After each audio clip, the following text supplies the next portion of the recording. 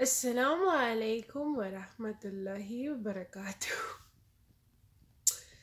Okay, so I usually end up getting to the point at some point, but that's after like a huge, long conversation about another topic. So I'm going to get to the point with this one, inshallah. I know that towards the end of the last video, I was able to go ahead and give a synopsis of um, the understanding that I had received also of Adam and what happened in the garden, or Adam alayhi salam, what happened in the garden. Okay, so I'm going to go back to what I had received and I'll break it down for you myself. Okay. Um, okay. أعوذ بالله من الشيطان الرجيم بسم الله الرحمن الرحيم السلام عليكم ورحمة الله وبركاته. So this is what I received.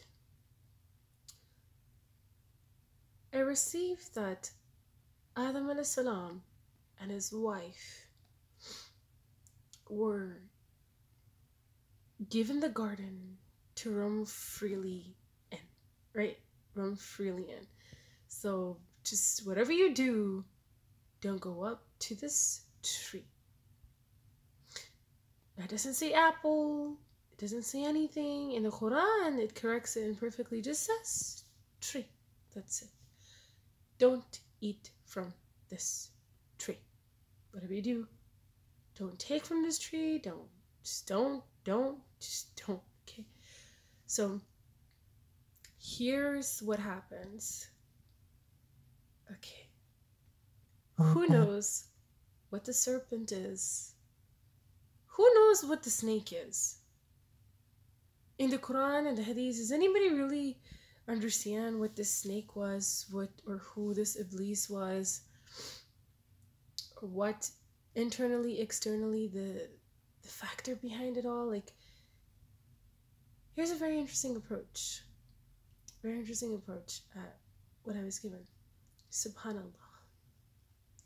So, in Arabic, the word for serpent means discourse, dispute. Means argument or just, means multitudes of things, but that's primarily what it means. Like, to disagree, like, something different. Right? So now, the wife, okay? Of course, the wife. The wife ate from this tree first. Because the waswasa of discourse, the serpent came to her first. Serpent came to her first. The serpent means discourse. Do you understand the idea, the thought, or whatever you want to call it, right? This thing came to her first, but here's the serpent. So the serpent is the discourse, dispute, whatever you want to call it, that came to her first. Okay. And then she became like a tree. She didn't want to budge. She didn't want to move. She wanted to be strong like a tree. She wanted to be strong like a tree. You understand? And then what happened? Iblis came to her. Iblis came to her. Who is Iblis? Iblis is pride and kabis. Pride. Right? Pride. Iblis. Then Iblis came to her. Iblis came to her. Pride came to her. Then she became khabis. You understand? How is khabis when you're not following and you're not being obedient? So first she, she got into, she had the thoughts in her head. She wanted to, like, for example, if I'm wearing, right now I'm wearing black, right? And let's just say I said, I'm wearing blue, right? I'm not wearing black. It's blue. It's blue, right? And then my husband thinks I'm wearing silver. I don't know. So I'm saying, no, I'm not wearing silver. I'm wearing blue. Okay. Both of us are colorblind, right? Both of us don't see it. It's black. But I'm saying blue, he's saying silver. Oh, right. So now I say that it's blue, and I'm like, no, it's blue. It's blue, it's blue, it's blue. So I become like a tree. I become firm on how I believe, what I think it to be. I'm like, no, it's blue. And I become like a tree. My thought becomes like a tree. I don't want to budge on it. Okay, I don't want to budge on it. So then, I became firm on this thought. And I have pride. Like, no, I know exactly what I'm talking about. It is blue. Okay? It's blue. So now,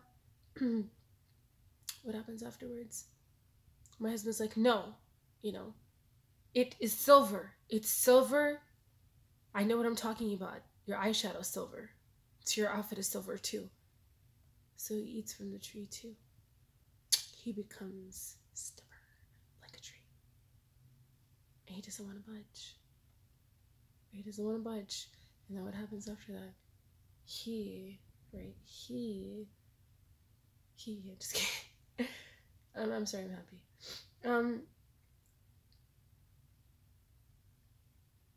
He has pride in him too now.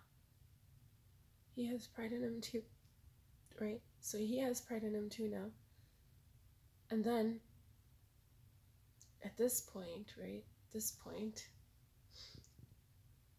He becomes kabis too. How do both of us become kabis? I start to go ahead and be disobedient and say things. He starts to become disobedient and say things. Both of us get kicked out of the state of heaven. Both. Because heaven is peace. Heaven is peace. So both of us gets taken out of the state of peace. So I asked Allah subhanahu wa ta'ala, I said, so how do I apply this with my spouse? How do I make it work with my spouse? Obviously, I'm never going to have him again in my lifetime.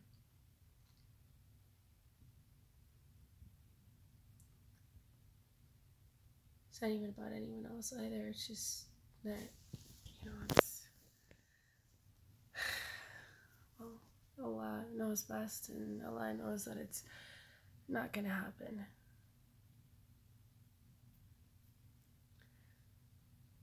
But for anyone else that can make it happen, don't eat from the tree. Don't become stubborn like a tree. Or a mountain. Don't. Because even the mountains, subhanAllah, this is what it is. Even the mountains crumble and fall. Yeah. But a good tree is strong. Can't get uprooted. Allah gives the example of trees, right?